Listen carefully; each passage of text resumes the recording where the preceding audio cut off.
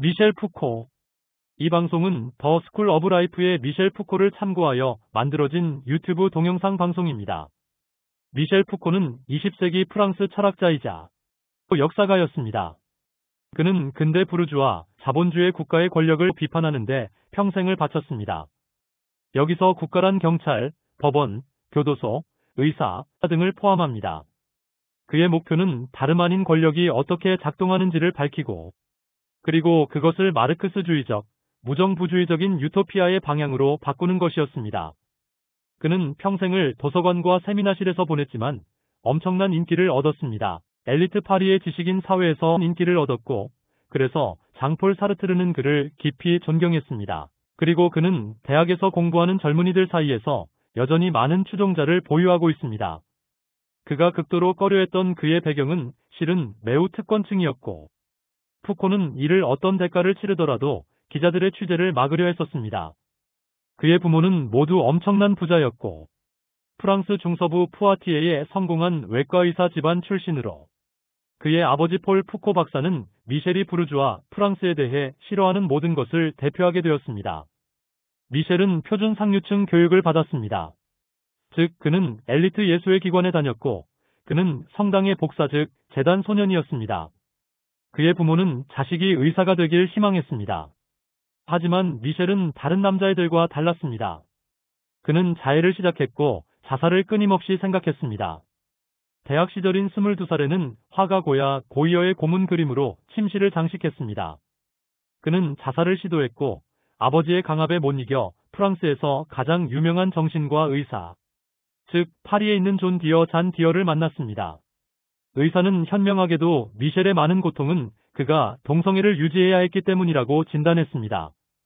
그리고 특히 극단적인 피학적 음란증 즉 매저키즘에 대한 그의 관심은 푸코로 하여금 예절 바른 사회에 대한 감각을 버리게 했습니다.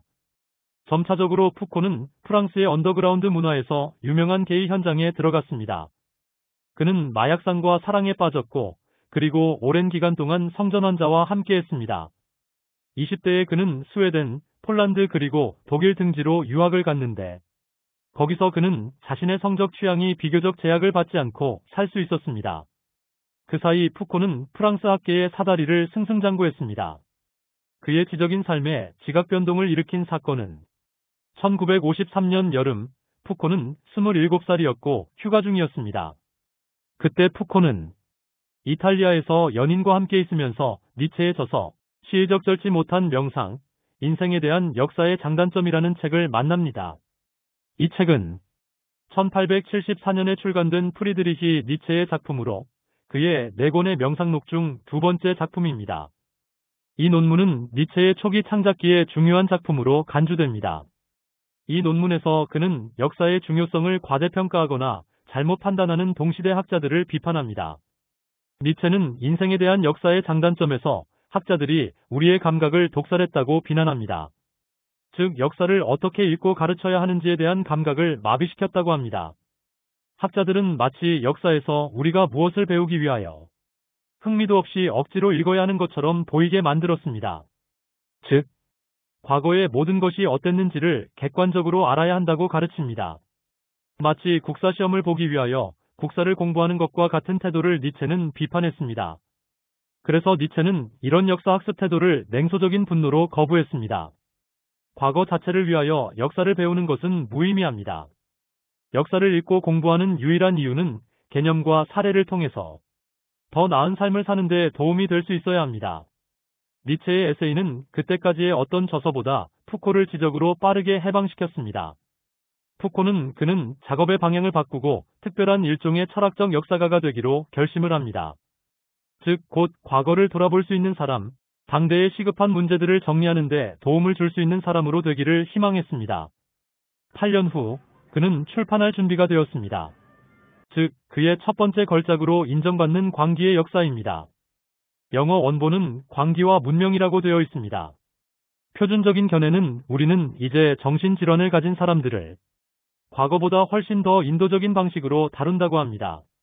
다시 말해서 우리는 그들을 병원에 입원시키고 약을 주고 박사 학위를 가진 사람들이 돌보게 했다는 것입니다. 하지만 바로 이런 태도가 푸코가 광기의 역사에서 문명에서 철폐하고 싶어 했던 태도입니다. 그는 다음과 같이 논증합니다. 즉, 푸코는 르네상스 시대의 상황이 그 후보다 실제로 광인들에게는 훨씬 더 좋았다는 것입니다. 당시에는 광인은 미쳤다기보다는 생각이 다른 사람들이라고 생각했습니다. 그들은 일종의 지혜를 가지고 있다고 생각했습니다. 그들은 이성의 한계를 보여줬기 때문에 일종의 지혜를 가진 것으로 여겨졌습니다. 그래서 광인들은 자유롭게 방황할 수 있었습니다. 하지만 푸코의 역사 연구에 따르면 17세기 중반에는 정신병에 대한 새로운 태도가 탄생했다고 합니다. 정신병 치료는 끊임없이 의료화되고 제도화되었습니다. 정신병자들은 더 이상 소위 정신이 멀쩡한 사람들과 함께 사는 것이 허용되지 않았습니다. 그들은 가족과 떨어져서 정신병원에 갇히게 됩니다. 그리고 사람들은 정신병자들이 단지 다르다는 것을 관용하기보다는 그들을 치료하기를 원합니다. 우리는 푸코의 그 다음에 위대한 책 즉 클리닉의 탄생에서 그 전과 매우 유사한 기본 철학을 인식할 수 있습니다. 그의 목표는 의학이었습니다. 푸코는 이전보다 더 광범위하게 의학을 체계적으로 공격했습니다. 즉, 시간이 지남에 따라 의학이 더 인도적으로 되었다는 견해를 공격합니다. 푸코는 물론 인류가 지금 더 나은 약과 치료법이 있다는 것을 인정은 합니다. 하지만 18세기에는 전문의사가 탄생했고, 그리고 그는 불길한 인물이었다고 조롱합니다. 즉, 전문의사들은 항상 환자를 의학적인 시선과 비인간적인 태도를 가지고 환자를 바라본다고 합니다. 이는 환자를 인간이 아니라 신체 장기의 집합체로 본다는 것입니다. 한 사람이 진료를 받고 있다는 것은 그가 의학적 시선 아래 있다는 것이고, 의사는 그를 단지 신장이나 간이 고장난 것일 뿐 하나의 인격체로 간주하지 않았습니다. 다음으로 푸코는 감시와 처벌을 저술했습니다. 푸코는 국가 형벌에 대한 그의 전형적인 작업 즉 역사 비판을 수행했습니다. 다시 말하지만 일반적인 견해는 감옥에 갇혀 형벌을 받는 것이 광장에서 교수형에 처해지는 것보다 훨씬 더 인도적이라는 것입니다. 그러나 푸코는 이런 일반적인 견해에 반대합니다. 즉, 현재 권력이 친절해 보이지만, 하지만 과거에는 그렇지 않다는 것입니다. 그러나 친절하지 않았기 때문에 죄수들로 하여금 공개적인 반란과 항의를 조장할 수 있습니다. 과거에는 유죄 판결을 받은 시신은 동정심과 동경의 대상이 될 수 있었다는 점에 주목했습니다. 그리고 갈등보다는 사형 집행이니 수치심의 메뚜기가 될 수 있었습니다. 한국의 역사에 있어서는 망나니가 수치를 당할 수도 있다는 것입니다. 공개 처형은 종종 죄수를 지지하는 폭동으로 발전했었습니다. 하지만 현대 감옥 시스템이 발명되면서 모든 일은 닫힌 문 뒤에서 비공개로 이루어졌습니다. 이제는 우리는 더 이상 국가 권력에 저항하는 것을 볼 수 없습니다. 그래서 근대적 형벌 제도가 만들어졌습니다. 그래서 푸코의 눈에는 근대의 형벌 제도는 야만적이고 아주 원시적으로 간주됩니다. 푸코의 마지막 작품은 여러 권으로 구성된 성의 역사입니다. 성의 역사는 프랑스의 역사학자이자 철학자인 미셸 푸코가 쓴 4권으로 구성된 연구서입니다.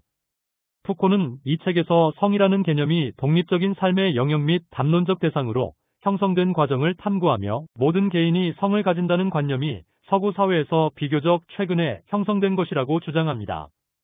제안권에서 푸코는 억압 가설 리프레시브 하이파서서스를 비판합니다. 억압 가설은 17세기부터 20세기 중반까지 자본주의와 부르주아 사회의 부상으로 인해 서구 사회가 성을 억압했다고 주장합니다. 그러나 푸코는 이 시기에 오히려 성에 대한 담론이 폭발적으로 증가했다고 봅니다. 전문가들은 성을 과학적으로 탐구하기 시작했으며 사람들에게 자신의 성적 감정과 행동을 고백하도록 장려했습니다. 푸코에 따르면 18세기와 19세기 동안 사회는 결혼의 틀에 맞지 않는 다양한 성적 정체성에 점점 더 관심을 가지게 되었다는 것입니다. 이는 아동, 정신 이상자, 범죄자, 동성애자와 같은 일탈 퍼버전의 세계를 포함합니다. 19세기에 이르러서는 고백과 과학적 탐구를 통해 성이 활발히 논의되기 시작했습니다. 제2세권에서는 그리스와 로마 고대 사회에서 성의 역할을 다루며 각각 고대 그리스의 성윤리와 로마 시대의 자아 배려에 초점을 맞춥니다. 책은 엇갈린 평가를 받았습니다. 일부 평론가들은 푸코의 통찰력과 담론 분석을 칭찬했지만 다른 이들은 그의 학문적 접근과 자료 사용 방식에 대해 비판적이었습니다.